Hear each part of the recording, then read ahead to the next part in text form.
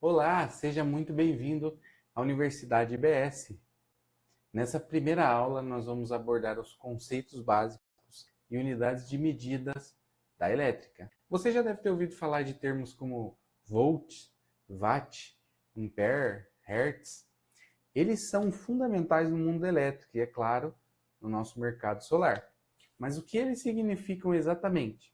Nessa videoaula, nós vamos explicar de forma simples essas unidades de medida e como elas funcionam no dia a dia. Vamos começar?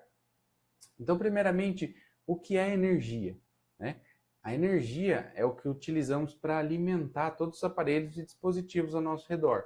Então, as lâmpadas que acendem, o celular que carrega, os ventiladores, tudo precisa de energia. É basicamente a capacidade de realizar um trabalho no mundo elétrico.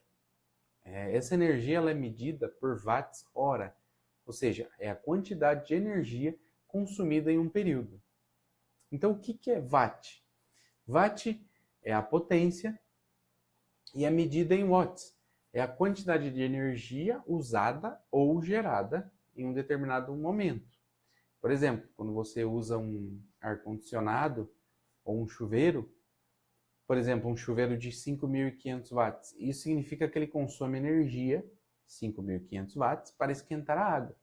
No mercado solar, nós temos o exemplo dos módulos, que eles conseguem gerar 550 watts, por exemplo, 800 watts, e os inversores, que são capazes de pegar essa energia e transformá-la de corrente contínua em corrente alternada.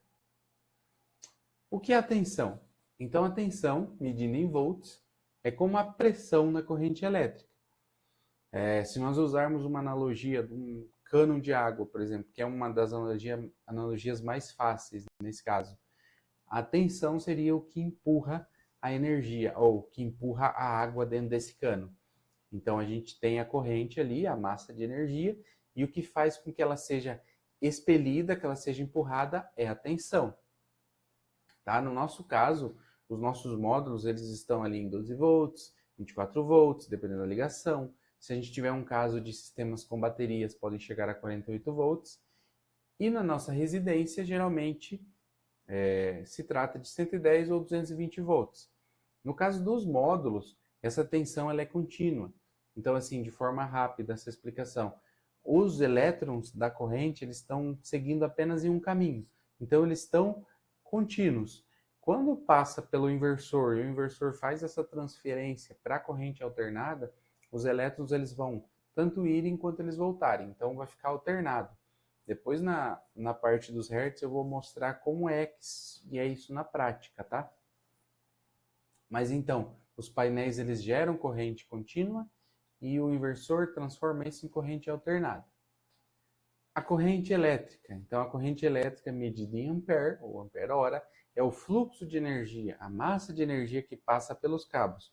Então, novamente, se nós usarmos como exemplo uma tubulação de água, nós temos a tensão que está empurrando essa massa, empurrando essa energia, e essa massa de energia é o ampere. Então, é a corrente elétrica. Né? Quanto maior a tensão, mais corrente, mais energia vai passar pelo sistema. Tá?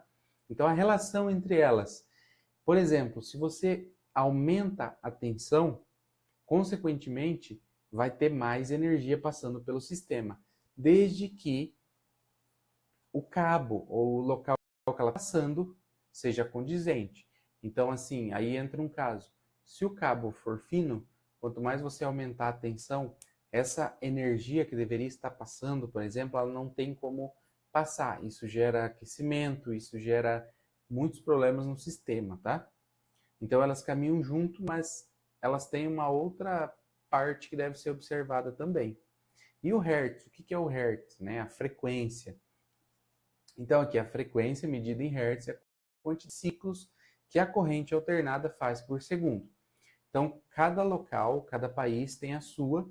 No Brasil nós utilizamos a frequência de 60 Hz. O que significa isso?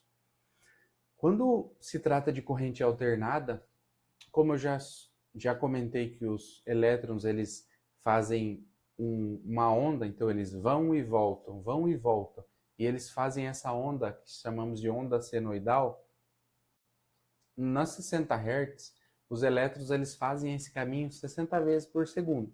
Então, em outros países é diferente isso, mas aqui nós trabalhamos assim, tá? Então, nos sistemas conectados à rede elétrica, os inversores precisam garantir que a frequência do sistema solar esteja sincronizada com a da rede para evitar problemas no sistema.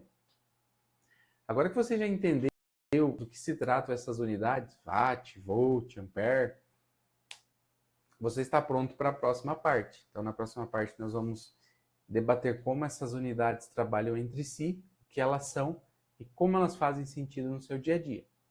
Até logo!